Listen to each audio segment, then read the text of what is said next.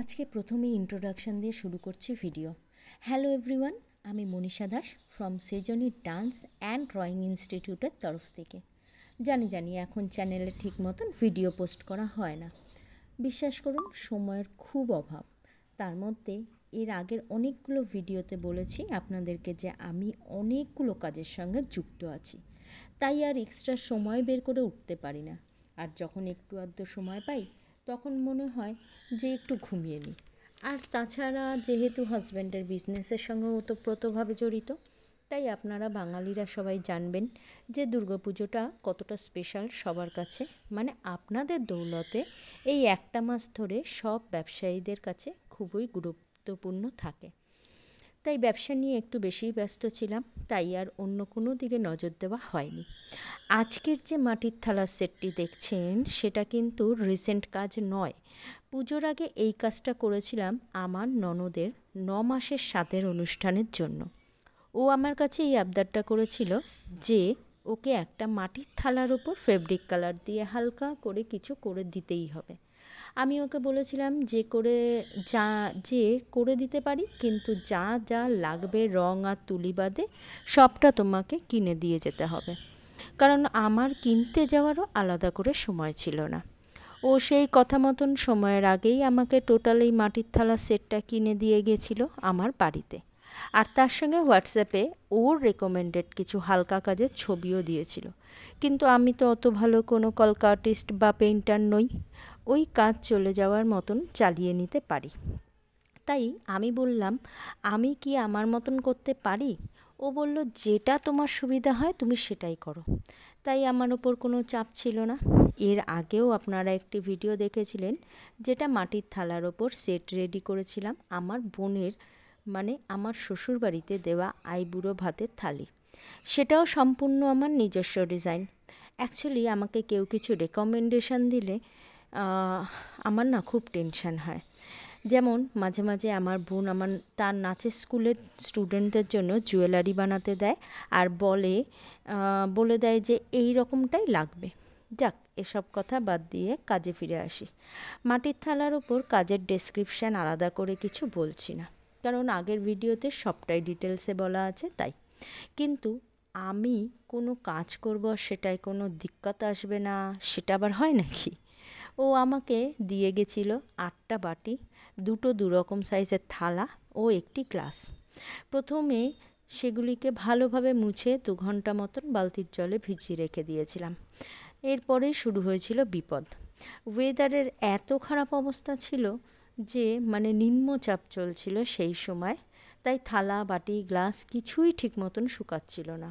হাফবেলা ceiling ফ্যানের তলায় রেখে শুকিয়েও রং করতে গেলে কালার টেনে নিচ্ছিল। ব্যাস, আমার কাজ ওখানেই আটকে গেল, প্রথম বাধা। এরপর 2 দিন পর রোদ্দুর ওঠার পর থালা শুকোতে দেওয়ার পর ছাদ থেকে আনতে ভুলে গিয়েছিলাম। আর দুপুরে আবার বৃষ্টি হওয়াতে থালা আবার ভিজে চুপচুপ। এটা দ্বিতীয় বাধা। দেন নেক্সট ডে রোদ্দুর ওঠার পর আবার থালা শুকিয়ে কাজটা শুরু করেছিলাম। এরপর সব কটার ওপর white base colour double coat করতে গিয়ে আর একদিন শেষ। এরপর যেদিন কাজ করতে বসি সেদিন ছিল প্রচণ্ড মেঘলা আকাশ, আর তার মধ্যে বারবার কারেন্ট চলে যাওয়াতে ফোনের চার্জও শেষ হয়ে গিয়েছিল। তাই সব কাজের ভিডিও ক্লিপ নেই এখানে। এরপর আসি ওর অনুষ্ঠানের 2 দিন আগের ঘটনাতে। রাত জেগে ঘরের ডিম লাইট জ্বালিয়ে সারা রাত বসে কাজ সেরেছি ভোর 5টার সময়। এরপর সকালে উঠে ঠিক করেছিলাম ওর ওপর ভার্নিশ করে বিকেলে ওকে নিয়ে যেতে বলবো। ব্যাস, সকাল থেকে ভার্নিশটাই খুঁজে পাইনি। এদিকে ও মেসেজ করছে যে ও নিতে আসবে কি না। এরপর আমি ওকে বলি সবটা, আর তারপর ও আমাকে বলে তুমি টোটাল সেটটা আর একটা তুলি দিয়ে আমায় পাঠিয়ে দাও, আমি ভার্নিশ কিনে লাগিয়ে নেব। এরপর হঠাৎই বিকেলবেলা আমি যথারীতি ভার্নিশ খুঁজে পাই এবং ওকে আবারও ফোন করে বলি যে সেটটা রাত্রে নিতে পাঠাস, আমি ভার্নিশ লাগিয়ে রাখছি। আর বলি যে নেক্সট ডে আর্লি মর্নিংয়ে অবশ্যই যেন 1-2 ঘন্টা রোদ্দুরে টোটাল সেটটাকে রেখে দিবি। আমি ভিডিও শেষে ফটো অ্যাড করে দিচ্ছি সব কিছুর। ও হ্যাঁ, আমার ফেসটা জাস্ট ইগনোর করবেন, কারণ সারা রাত জাগার কারণে আমার শরীরটা খুবই খারাপ ছিল, তাই একটা শাড়িও পরতে পারিনি। আর হ্যাঁ, সবচেয়ে ইম্পর্টেন্ট বিষয় হলো যে ওর একটি কিউট বেবি গার্ল হয়েছে। সবাই ওকে আশীর্বাদ করবেন। দুদিন বাদে ওর আঁতুড়ও উঠে যাবে, তাই এখন ভিডিও পোস্ট করছি। অ্যাকচুয়ালি এই প্রেগনেন্সির সময় তো কোনো ভিডিও ফটো ছাড়লে শুনেছি মা কাকিমাদের মুখে যে খুবই খারাপ, অনেক কিছুর ব্যাপার থাকে, নজর লাগার ব্যাপার থাকে। তাই ও যেহেতু কিছু পোস্ট করেনি, আর আমিও তাই কিছু ভিডিওটি আপনাদের সঙ্গে শেয়ার করিনি। ও জাস্ট 2-3 দিন হলো ওর ছবিগুলো পোস্ট করা শুরু করেছে ফেসবুকে। সেখান থেকেই 2-3টে ছবি কালেক্ট করে আমি এর সঙ্গে অ্যাড করে দিচ্ছি, কারণ আমার আলাদা করে আর ছবি তোলা সেরকমভাবে হয়ে ওঠেনি। তাই এখন ভিডিওটি পোস্ট করছি। ভিডিওটি যদি ভালো লেগে থাকে, লাইক, কমেন্ট অ্যান্ড সাবস্ক্রাইব করে আপনারা পাশে থাকবেন। আজকের মতন এখানেই শেষ করছি। সবাই সুস্থ থাকবেন, ভালো থাকবেন। আর বেশি বকবক করছি না। শেষ অবধি ভিডিওটি দেখে অবশ্যই কিন্তু একটা কমেন্টে ছোট্ট করে জানাতে ভুলবেন না।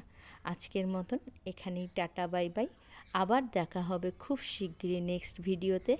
প্রচুর ভিডিও করে রেখেছি, জাস্ট পোস্ট করতে দেরি আছে। ব্যাস, তাহলেই সব শান্তি। ভিডিও অনেক করা আছে, আস্তে আস্তে এবার আপলোড করা শুরু করব। আজকের মতন এখানেই টাটা, বাই বাই সবাইকে।